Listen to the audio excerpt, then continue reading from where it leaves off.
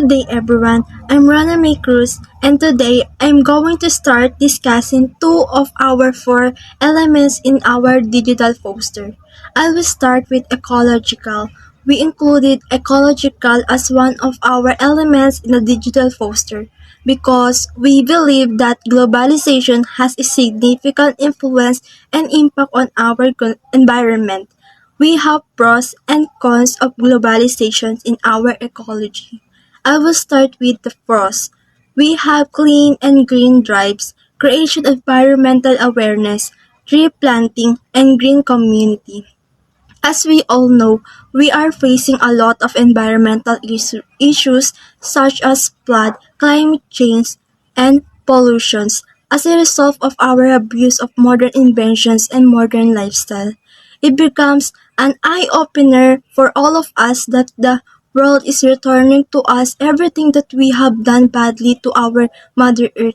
That's why there are peoples who have opened their minds regarding the environmental issues that we are experiencing and have the goodwill to form a community and organizations to advocate and be eye-opener to the people that we must take care of our natural resources and preserve the things that we still have and unite to take step and help gradually come back to what has previously damaged. Now, there are many organizations and communities that are doing tree planting. Their policy is that for every one tree that is cut down, three plants will be planted, and also planting trees are become habit of many people, especially mothers and aunties. And now, let's talk about the cons. The cons are rapid population growth, water and food insecurity, contamination, deforestation, and natural resource depletions. Because everything is modern in this world today, there are changes happening in our lifestyle. The way of living today is different. One of the effects of globalization is the increase of populations in our world, especially in today's generation when there are many young peoples who gets pregnant and the poverty are increasing. And because of people's carelessness in our environment, we are losing our natural resources because of deforestations that we cut down trees, contamination that we throw dirty and dangerous substances into waters, and this is what causes why we are insecure in food and water because we are running out of natural resources because there are no more trees and plants, and it is rare to get a supply of clean water because today's water are polluted and contaminated.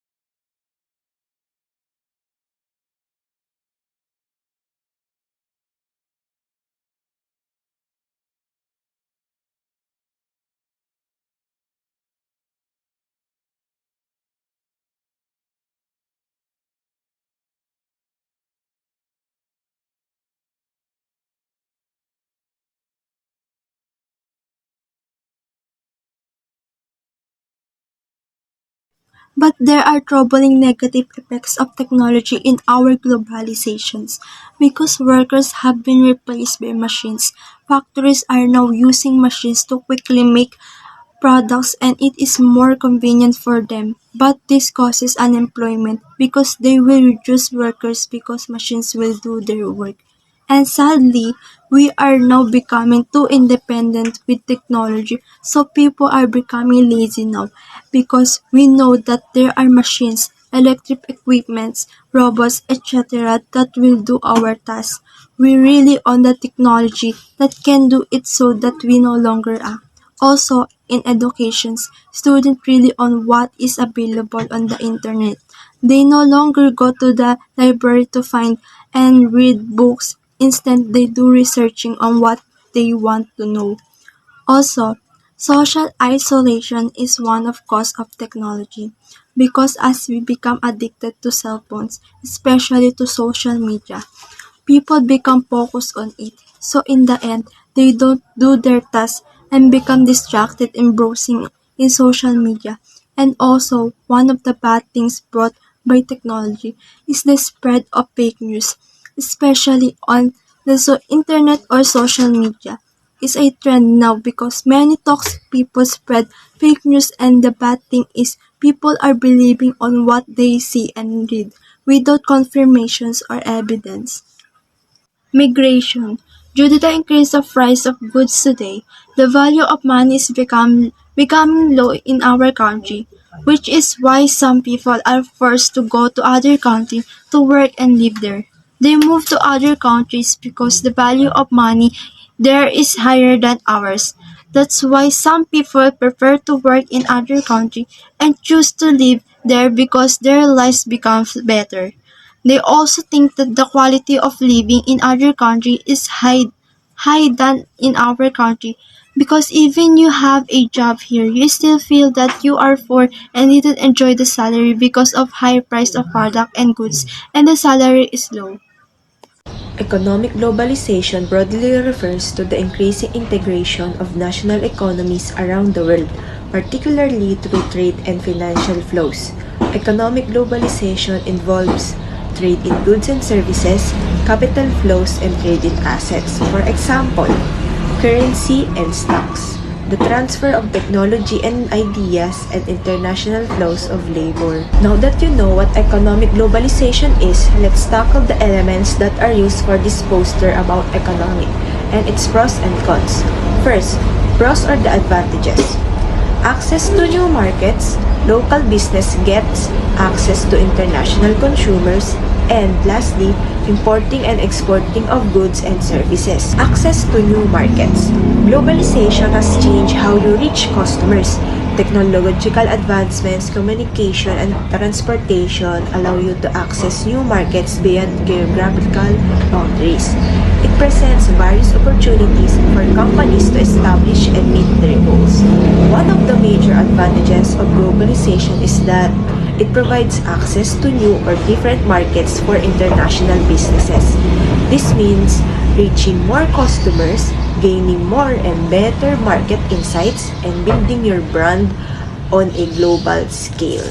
Because of that, there's a common and least risky way to get goods into an international market, which is to export. You manufacture products in your home country, transport them abroad, and then sell through agents or distributors in the target market. Well, I'm glad to know that the perk of exporting is that you don't need to invest in production in a foreign country. While on the other hand, there's another option that requires a relatively low investment on your part, which is franchising. This means allowing companies in other countries to use your business's intellectual property and sell on your behalf. Setting up a franchise can be a great way to spread your products, just like Jollibee. Ka nga nila, bida ang saya. For the economics cons or disadvantages, let's talk about the capital flight. Capital flight refers to the capital or the money that flies or goes outside the country, resulting in negative events. For example, investors withdraw money from the stock market due to war, and for that, globalization has also led to increased competition between countries and organizations, which can oftentimes result in job losses.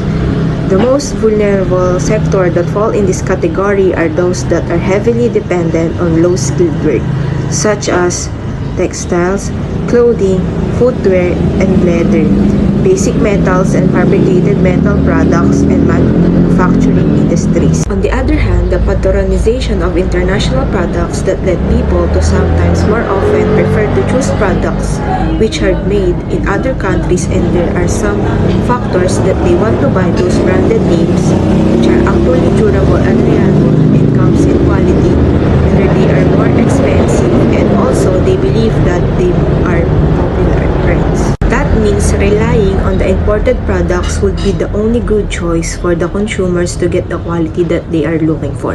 And we also notice that many of the consumers here in the Philippines have the mentality that products from abroad are better quality than products made locally. But we should develop a culture where we do not automatically think that imported goods are of superior quality over local goods. Many goods marketed under famous brand names. With this, we encourage everyone to support our locally made products, given that our products are of equal or are more high quality edge products than imported products. With this, we are slowly exhibiting our love for the country and our economy.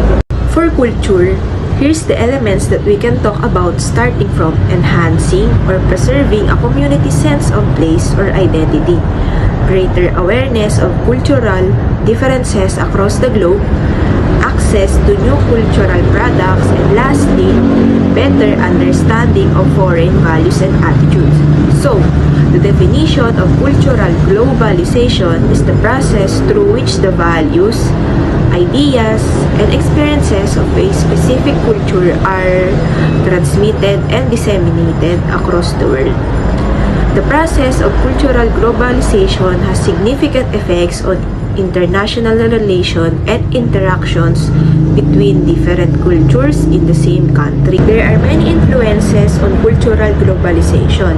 This includes tourism, education, social media, traditional media, news media, and face-to-face contact. In the era of the internet and fast communications, people can interact more easily with each other.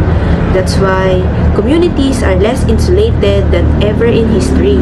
Even those who cannot travel can have today a good understanding of other cultures and meet virtually people from other parts of the world. People change their views and lifestyle influenced by global cultural and consumption trends.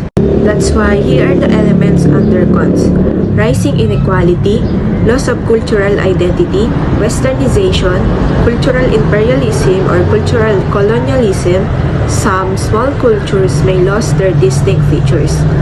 The aggressive spread of market economics and communication technologies, often under the control of Western multinationals, brings new challenges to local cultures and values in the Philippines and other non-Western societies. One major reason is the structural change in the world economy. Globalization and the flood of goods dumped in poor countries that are marketed by mass seductive advertising, which is blatantly superficial but nonetheless successful in creating fresh desires in peoples of traditional societies. For some, especially the young, these new products and content with new ideas can be exhilarating. Change may mean escape from oppressive traditions. It may also bring new opportunities for cultures to mingle in creative ways. The commercialization of culture has a disturbing impact on people. What once was an element of their way of life becomes a product, rather than something unique that they had made to suit their own specific needs and circumstances. At the same time, people are increasingly bombarded with new images, new music, new clothes, and new values. The familiar and old are to be discarded. For the overall meaning of our digital poster, we want to emphasize the importance of each element, even though there's a cruel story behind it. Just like in our poster, throughout the years, the advantages of globalization have been like the fabrication of our imaginations, because whether we like it or not, our society is in a sad reality that we cannot change easily. Hello, I am Justin A. Stevie Ramos and I am from BED 1B. So now I will explain the strength of globalization and the several key. The primary strength of globalization lies in the free flow of information across borders and cultures. This is facilitated by advancement in communication technology, such as cell phone and laptops, which have greatly contributed to the interconnectedness of the world.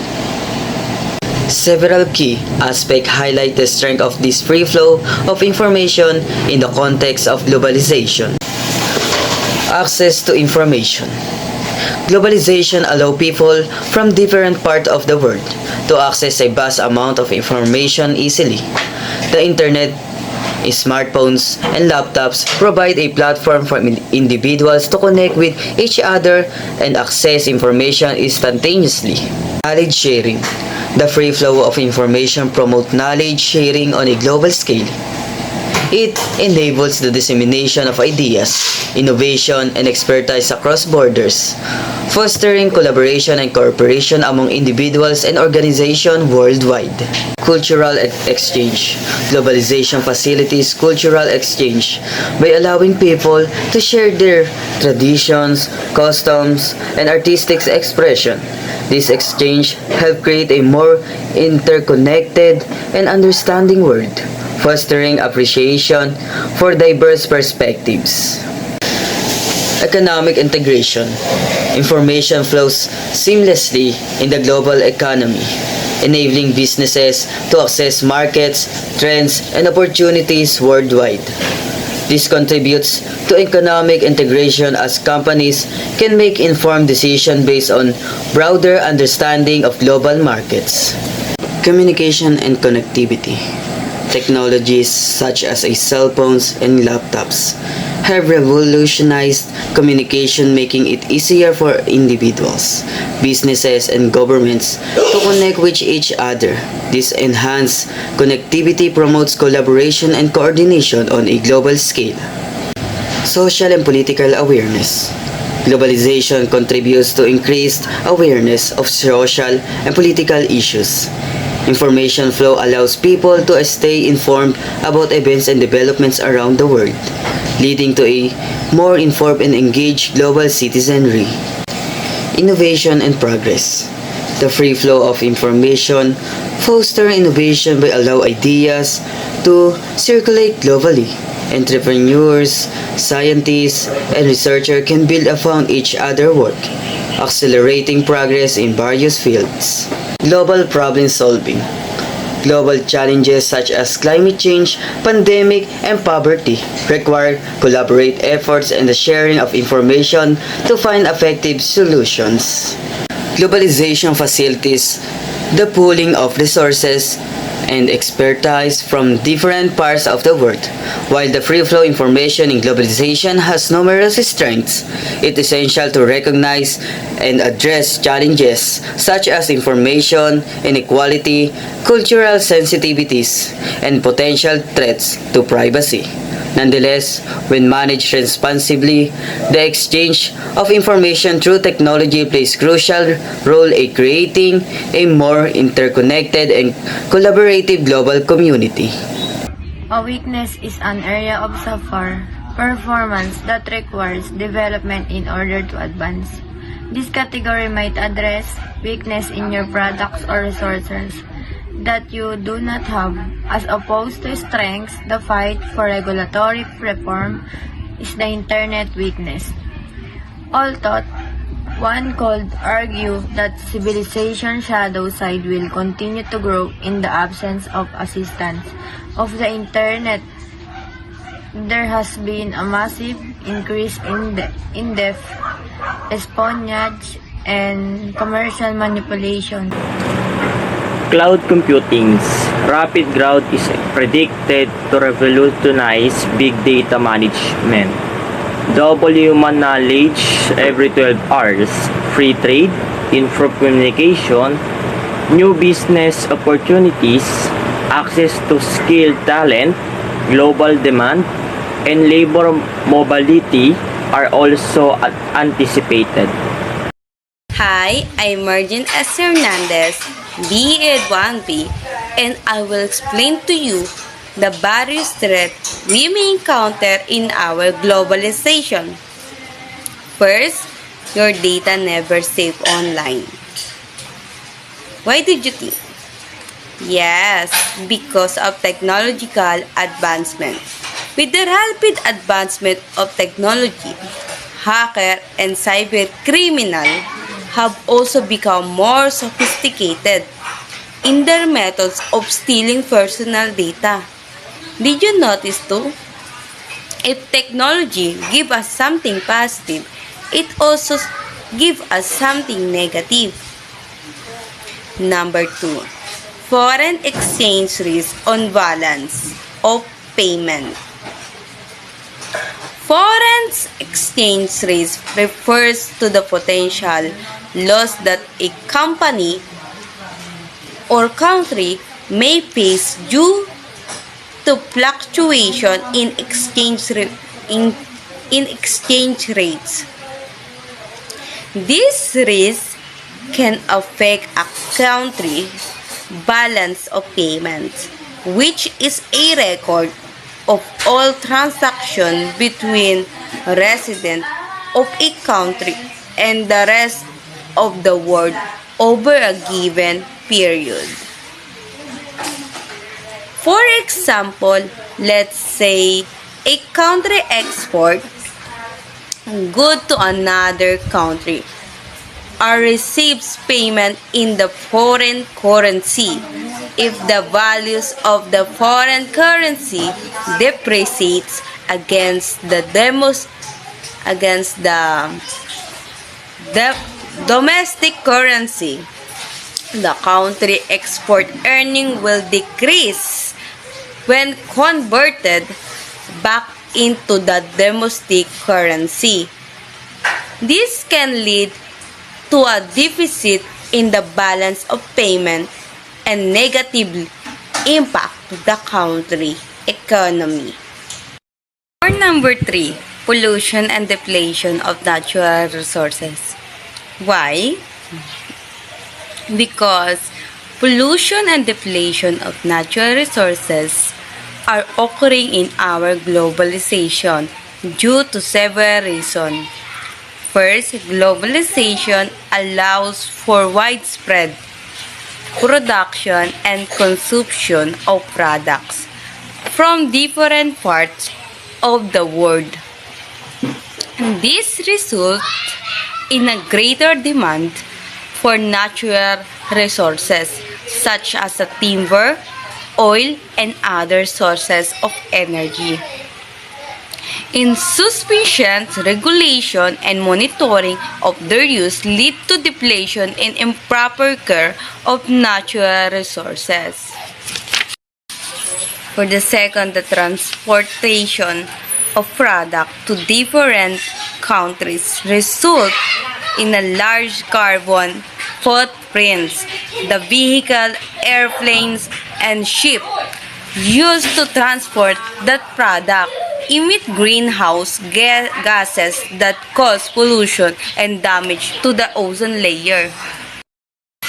Actually, I don't need to ask anymore. I already know that you can see what's happening in our worlds. And many more, those are just a few of the outcomes in globalization. Another is exploitation of lower-income country workers, competition against local business for imports and multinational corporation, increasing competition for skilled labor and capital, pure quality product dumping, employment opportunity loss to lower income economies. Oh. It may be sad, but globalization has a numerous outcome. If you don't know how, just watch this.